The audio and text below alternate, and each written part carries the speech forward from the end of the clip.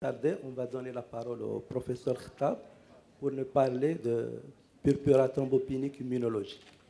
Merci Segouzi, salam alaikum. Je remercie professeur Hida donc, de cet excellent programme et ainsi pour cette 21e édition tenue toujours avec le même succès. Et je remercie infiniment son bureau et son comité d'organisation. Donc comme ça a été demandé, on va parler du purpura thrombopénique immunologique.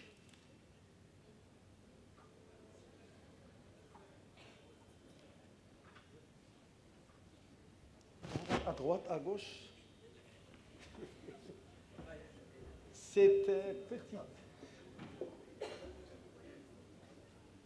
Cette petite fille,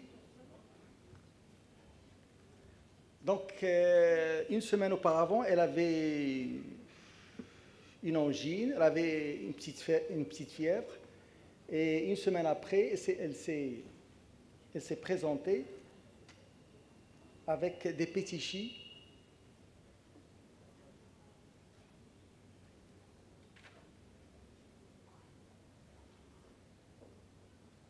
Donc avec des pétichis et des ecchymoses au niveau des membres inférieurs.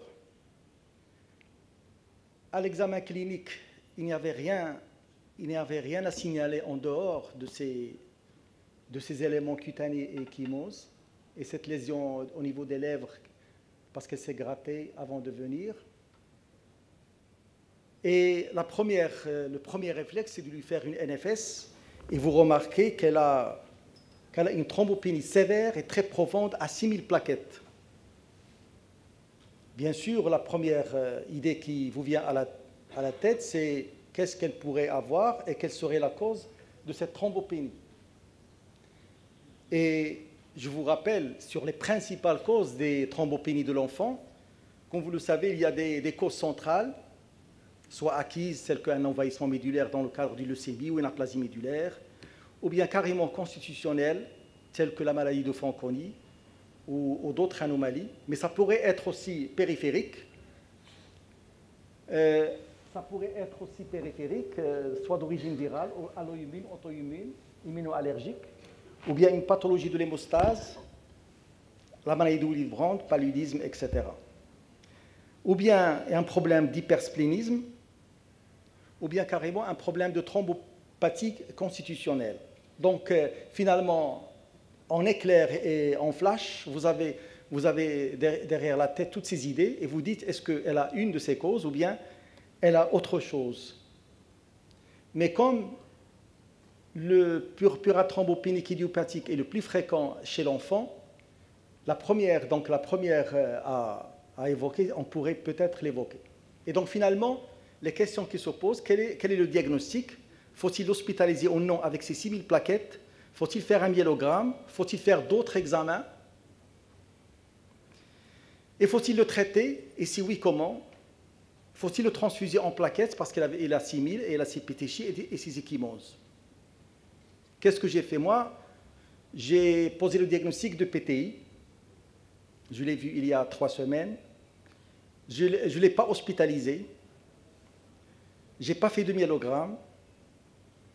Et je n'ai fait aucun autre examen. Donc vous pouvez lister toutes les bêtises que j'ai faites. Est-ce que j'ai raison ou pas raison? Faut-il le traiter? Oui, je l'ai traité. Qu'est-ce que je lui ai donné? Je lui ai donné de la prednisone, 4 mg par kilo par jour, pendant 4 jours. Et je ne l'ai pas transfusé en plaquettes. Peut-être la majorité d'entre vous ne seront pas d'accord avec cette attitude, mais c'est une attitude. Puisque à peine 4 jours après, vous voyez que sous 4 mg kg de prednisone, elle est passée de 6000 plaquettes à 330 000 plaquettes. C'était au 5e jour après les 4 jours. Et peut-être, si je ne l'ai pas traitée, elle aurait dû augmenter spontanément ses plaquettes, mais peut-être moins, parce qu'on sait que la corticothérapie un petit peu active l'accélération de l'élévation du taux des plaquettes. Alors, moi j'ai fait ce diagnostic, et vous, qu'est-ce que vous avez fait? Est-ce que vous êtes d'accord avec le purpura thrombopénique immunologique? Vous pouvez parler, hein? Juste un petit rappel que le PTI est une affection auto-immune, sans étiologie retrouvée, qu'elle est bénigne et souvent transitoire. Elle est liée à la présence d'auto-anticorps, donc qui vont se fixer aux plaquettes et vont être phagocytés par les macrophages au niveau de la rate. C'est une thrombopénie périphérique et elle est acquise. Bien sûr, elle n'est pas congénitale ou constitutionnelle. Et comme je l'ai dit tout à l'heure, c'est la cause la plus fréquente des thrombopénies chez l'enfant. Et l'histoire clinique, comme le cas chez cet enfant, c'est que le début, elle est souvent brutale. Et l'examen physique, on ne trouve rien en dehors des pétichis, des saignements muqueux et du purpura. L'état général, il est très bon, pas de rate, pas de foie, augmenté de volume, tout est normal. Et la NFS, quand on l'a fait, on ne trouve que la thrombopénie. Les accidents hémorragiques, vraiment, sont exceptionnels, graves. Et ce qu'il faut noter, d'après des milliers de cas, c'est qu'il n'y a aucune corrélation entre la profondeur de la thrombopénie et la gravité des manifestations hémorragiques. Et on nous a parlé à maintes reprises du fer du fond d'œil en cas de suspicion de PTI, ce n'est pas la peine. Et sur un consensus sur des milliers et des milliers, entre des milliers et des milliers de médecins, il s'est avéré que ce fond d'œil est inutile. Tel ce cas je l'ai présenté, s'agit-il d'un PTI typique ou atypique? Parce qu'il faut toujours poser cette question une fois quand on a fait le diagnostic. Pour être typique, le début est aigu. Sinon, s'il est insidieux, il est atypique. Les signes généraux, ils sont absents. Ils sont présents quand c'est atypique. Soit fièvre, soit amaigrissement, soit des douleurs osseuses, soit des arthralgies. Et la NFS, dans la forme typique, il est normal en dehors de la thrombopénie. Alors que dans les formes atypiques, on peut avoir une leucopénie, une neutropénie, une anémie inexpliquée, etc. Et le myélogramme.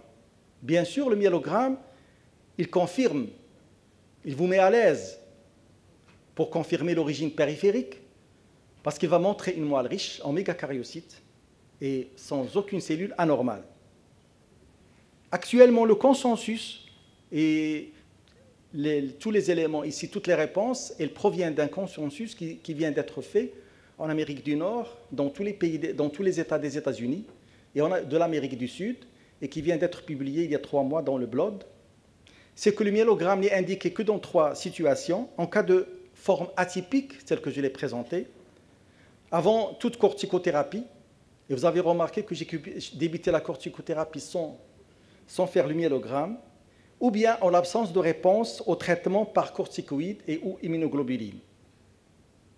Bien entendu, les diagnostics tout à l'heure sur les causes, les principales causes périphérico-centrales, un certain nombre de causes restent difficiles, mais il faut toujours se poser devant les yeux ces différentes étiologies et dire est-ce que ça pourrait être un Fanconi, est-ce que ça peut être un Wiskott-Aldrich, etc., etc. Actuellement, il faut classer le PTI non pas en aigu ou en chronique, parce qu'on ne sait jamais s'il va être aigu ou chronique, mais on va dire que c'est un PTI nouvellement diagnostiqué durant les 3 premiers mois. Entre 3 mois et 12 mois, il est persistant. Et au-delà de 12 mois, il devient chronique. Et beaucoup d'enfants sont vus par des hémato-adultes. Il faut toujours le rappeler que le PTI de l'enfant est très différent de celui de l'adulte, parce que 80% des cas chez l'enfant sont aigus, ne passent jamais à la chronicité, contrairement aux cas chez les adultes, et que les formes corticosensibles sont très fréquentes. La deuxième question, donc après le diagnostic, fallait-il hospitaliser cet enfant puisqu'il avait 6000 plaquettes? Le consensus américain, il n'est pas pour l'hospitalisation, parce que les formes hémorragiques graves sont exceptionnelles, sauf dans certaines situations, plutôt sociales que médicales, quand le diagnostic est incertain, peut-être une forme atypique, quand il y a des problèmes sociaux, quand le domicile est loin de l'hôpital et on a peur pour l'enfant, ou quand le suivi n'est pas garanti.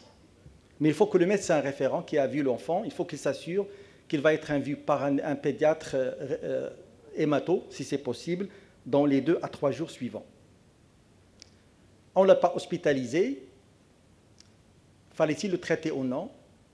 Je l'ai traité pendant 4 jours, ça a marché. Peut-être je ne l'aurais pas dû traiter.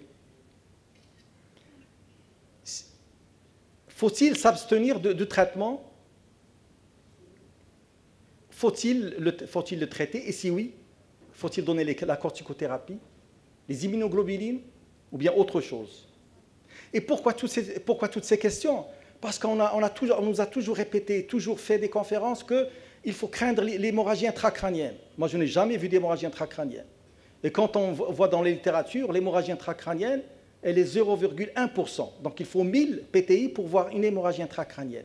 Et quand on voit ceux qui ont fait l'hémorragie intracrânienne, il y avait autre chose. Il y avait soit une malformation artério-veineuse, soit ils ont fait un traumatisme, ils sont tombés sur la tête, etc.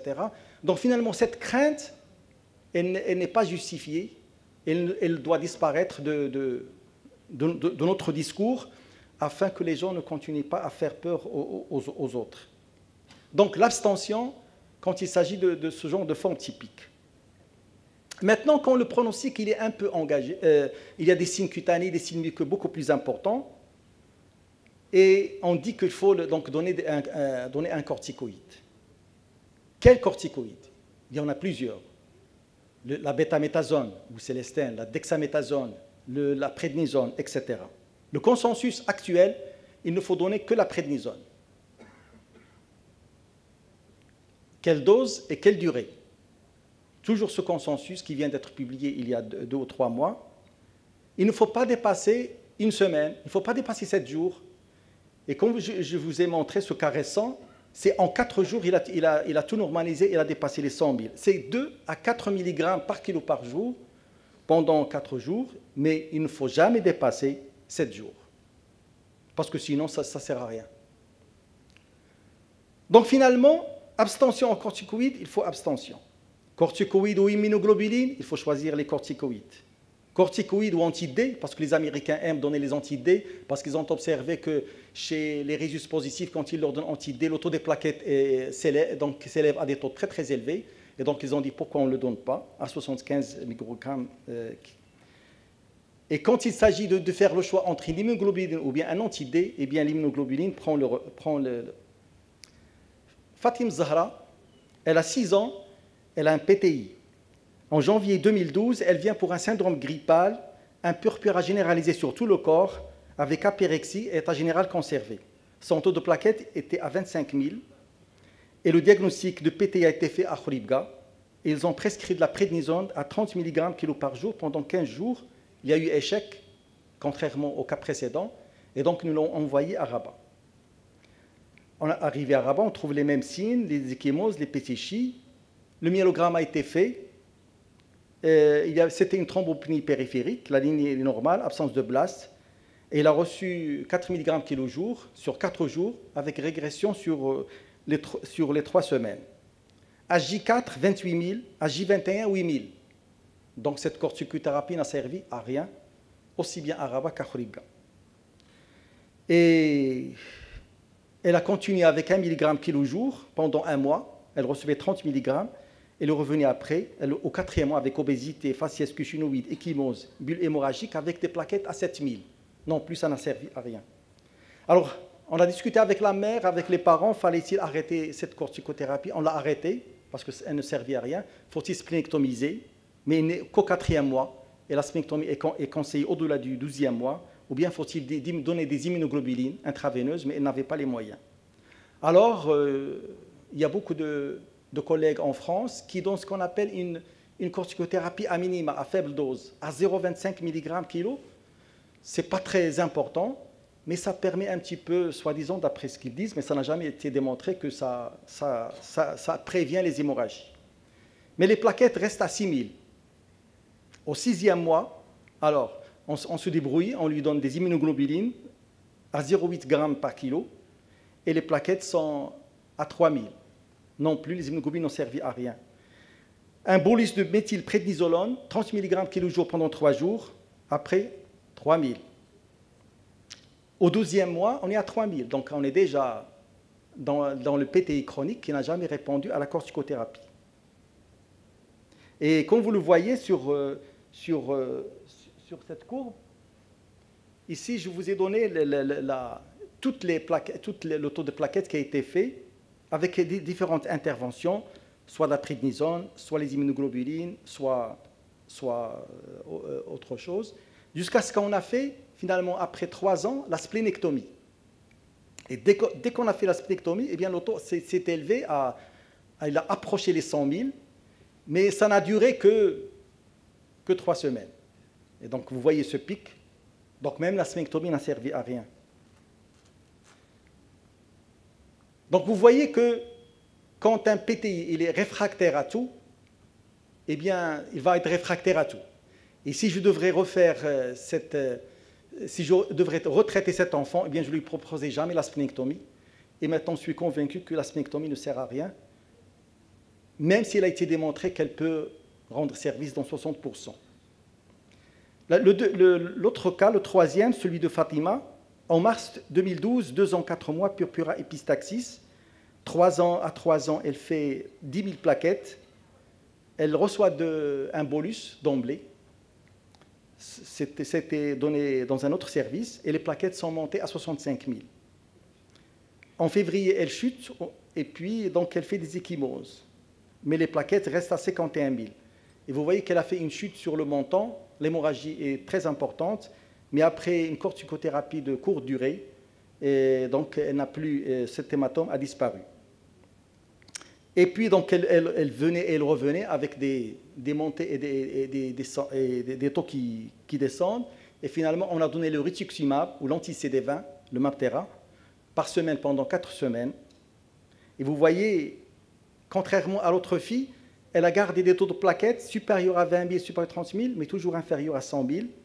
Et le rituximab non plus n'a rien donné, sauf une élévation transitoire. C'est pourquoi, devant ces cas réfractaires, devant ces cas chroniques, la question a été posée à tous les pédiatres américains, ils étaient des milliers, et faut-il donner la rituximab ou l'anti-CD20, ou ce qu'on appelle les agonistes des récepteurs de la thrombopoïétine. Eh bien, tous ils étaient que le rituximab ne sert à rien, il faut donner les agonistes des récepteurs de la thrombopoïétine. Et vous voyez en jaune un agoniste des récepteurs qui s'appelle ormiplestine, et en rouge l'électron-probac, qui se rapproche des récepteurs de la thrombopoïétine en bleu, et donc il active toute la voie qui induisent les gènes pour la production des plaquettes, et finalement, par ce biais, ces médicaments entraînent une augmentation très intéressante du taux des plaquettes. À la question, faut-il, devant ces cas chroniques, faut-il faire ces récepteurs, donc ces agonistes de la thrombopoïétine, ou bien faut-il splénectomiser? Eh bien, tous, ils étaient contre la splénectomie. Faut-il faire l'anti-CD20 ou la splénectomie? Tous, ils étaient contre la splénectomie. Donc, finalement, vous voyez à votre gauche, pour un PTI typique nouvellement diagnostiqué, la première attitude, c'est l'abstention. Quand ce n'est pas possible, il faut choisir la prednisone, et une courte durée inférieure à 7 jours. L'anti-D, ça c'est pour les Américains. Et les immunoglobulines ne viennent qu'en dernière position. Et s'il s'agit d'une forme chronique ou une forme réfractaire, le premier choix, c'est les récepteurs, donc les agonistes des récepteurs de la thrombopoïétine, suivi de la rituximab, et la splénectomie reste la dernière. Autres traitements qui ont été essayés, mais qui n'ont jamais eu le consensus, c'est l'azathioprine, les immunosuppresseurs, la cyclophosphamide, la cyclosporine, etc., etc., et même la vincristine, mais personne actuellement ne les donne. Il y avait un certain pédiatre de Texas, Buchanan, qui est célèbre par ses critères de gravité, et il a classé un PTI de 0 à 5 pour voir s'il a des signes cutanés, combien de pétichis, combien des ecchymoses, mais je crois que personne ne va s'amuser à compter les pétichis et les ecchymoses s'ils sont inférieurs à 5 ou inférieurs à 100. Mais en tous les cas, ce qui a permis, c'est d'unifier pour que, et sur quoi la Société française d'immunologie pédiatrique, elle a dit l'abstention thérapeutique si le score de Buchanan est entre 0 et 2 et les plaquettes supérieures à 10 000, et le traitement, il est conseillé si le score de Buchanan il est à 3 ou au-dessus, ou bien lorsque les plaquettes sont inférieures à 10 000 avec ce score supérieur. Un cas d'urgence, le seul cas d'urgence pour lequel donc, il y a des hémorragies, mais c'est très très rare, c'est exceptionnel, Ce sont des hémorragies qui entraînent donc le pronostic vital, c'est qu'il faut transfuser les plaquettes. En dehors de cette situation, ça ne sert à rien, puisqu'il y a des anticorps antiplaquettes, dans l'heure ou dans les 2 heures qui suivent, ils vont être détruits. Une unité par 5 kg au moins, maximum 10 unités par kilo, par 5 kg. Et il faut l'associer, la transfusion, à la méthylprédnisolone en bolus de 30 mg kg pendant 3 jours. Et le 3, donc il y a 3, une trithérapie et les immunoglobulines, 1 g par kilo. Quant au PTI néonatal, et récemment j'ai vu un petit enfant dont la mère avait un PTI chronique, qui a été suivi depuis l'âge de 5 ans. Maintenant, elle a 32 ans, elle est tombée enceinte. Et durant sa grossesse, bien sûr, elle fait des hauts et des taux de plaquettes hauts et bas. Et elle a accouché d'un bébé, parce que les anticorps se sont transmis passivement de la mère au bébé, et il naît obligatoirement avec une thrombopénie. Et c'est dommage que le gynécologue n'en a pas parlé au pédiatre, et il a fallu qu'elle vienne, elle avait très très peur. Je l'ai tranquillisée, je lui ai dit que durant les 3 premiers mois, la thrombopénie, elle va la garder à cause du transfert passif de ces anticorps, mais au-delà du 3e mois, les choses vont se régler. Et c'est ce qui s'est passé pour cet enfant. Alors, donc, pour le PTI néonatal, il faut toujours faire une échographie cérébrale. Si l'image est évidente d'hémorragie intracrânienne, c'est la corticothérapie et les immunoglobulines. S'il n'y a pas d'image évidente d'hémorragie intracrânienne et plaquettes sang inférieures à 20 000, on peut se contenter des immunoglobulines intraveineuses. Le PTI chronique, comme je l'ai dit, il dépasse une évolution de 12 mois. Il ne représente que 20% des PTI chez l'enfant. Et dans tous ces cas, il faut faire un médilogramme pour le confirmer et il faut s'assurer qu'on n'est pas dans les autres cas et d'autres diagnostics. Un dernier mot sur les Helicobacter pylori. Il a été constaté, surtout chez l'adulte, que parmi les causes de la chronicité du PTI, c'est l'existence d'un Helicobacter pylori et que les mécanismes, ça peut être un mimique de la glycoprotéine plaquettaire, une liaison au facteur de Willebrand ou bien une induction de l'altération de la réponse aux cytokines, et que sur 193 PTI avec Helicobacter pylori, il y avait 52% de rémission. Donc ça vaut le coup de le chercher. Et bien sûr, comme l'a recommandé et diffusé la Société marocaine de gastro-entéropédiatrique, il faut traiter cet hélicobactère par l'amoxicilline, l'oméprazole et l'IPP, et ça peut rentrer dans l'ordre. Voilà, c'était les quelques éléments dans cette question flash à partager avec vous. Il faut dire qu'il ne faut plus avoir peur de ces cas de PTI chez l'enfant, que ce que nous a fait peur d'hémorragie intracrânienne, elle est exceptionnelle, et que l'abstention thérapeutique, même si moi, sincèrement, entre nous, je la fais pendant une courte durée, c'est juste psychologique pour calmer les parents, pour calmer tout le monde, parce que tu ne peux pas les renvoyer sans cette courte durée, mais il faut ne jamais dépasser cette courte durée parce que ça ne sert à rien. Soit il est corticosensible, soit il n'est pas corticosensible. Je vous remercie. Merci professeur Khtab de cette brillante présentation au cours de laquelle vous nous avez donné l'expérience concernant, à travers des cas cliniques, de la forme aiguë, de la forme chronique. Et comme on a déjà du retard, et comme les autres présentations sont différentes, on peut se permettre de prendre quelques questions rapides avec des réponses rapides. La parole est à la salle. Sinon, en attendant, vous n'êtes pas en faveur d'examen complémentaire. Il semble que j'ai lu que certains auteurs préconisent initialement de faire les immunoglobulines IgG, IgM pour prédire l'abstention ou bien une stratégie thérapeutique. La première question.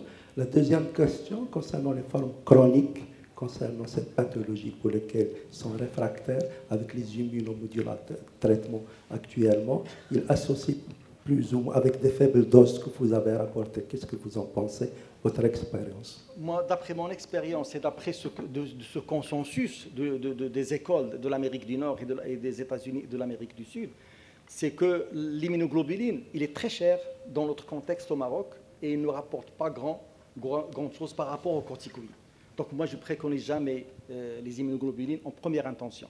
Je le garde dans des formes réfractaires beaucoup plus tard ou des formes chroniques. Quant à la forme chronique, c'était quoi votre question?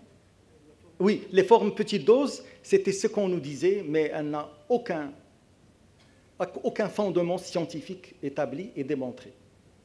Et il voulait une fois le démontrer, il aura fallu 7200 plaquettes, 2000 patients de part et d'autre pour le randomiser. Et comme ça a été impossible, donc...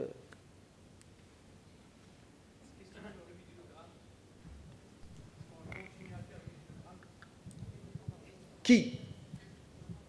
Un pédiatre généraliste qui n'est pas sûr du diagnostic, il faut qu'il engage le dialogue avec quelqu'un qui a l'habitude. Nous, on a le privilège de faire l'hématologie, l'oncologie, et donc on baigne dans les thrombopénies, etc. Donc on sent quand c'est aigu et pas aigu. Mais en général, un très bon état général, un examen clinique normal en dehors des pétichis, ça ne sert à rien de faire un myélogramme. Même si on commence la corticoïde. Même si on va traiter par les corticoïdes. Même. Très bien. Merci. Et je m'engage. Moi aussi, je suis le même. Et ma vie. Monsieur Rtab. Pour les anticorps antiplaquettes, donc l'indication, il n'y a pas d'indication, puisque on trouve, ils peuvent être positifs comme ils peuvent être négatifs, donc ils n'ont pas de valeur diagnostique. Mais pour le purpura chronique, est-ce qu'on ne va pas chercher les causes constitutionnelles de thrombopénie avant de dire que c'est un PTI chronique habituel?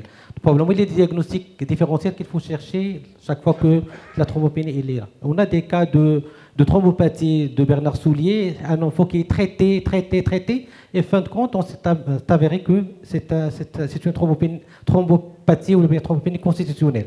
Il y a un certain nombre de diagnostics différentiels qu'il faut chercher avant de dire qu'on est sûr du diagnostic de PTI chronique. Merci. Donc vous voyez de ce côté-là? Est-ce qu'on peut la projeter d'ici?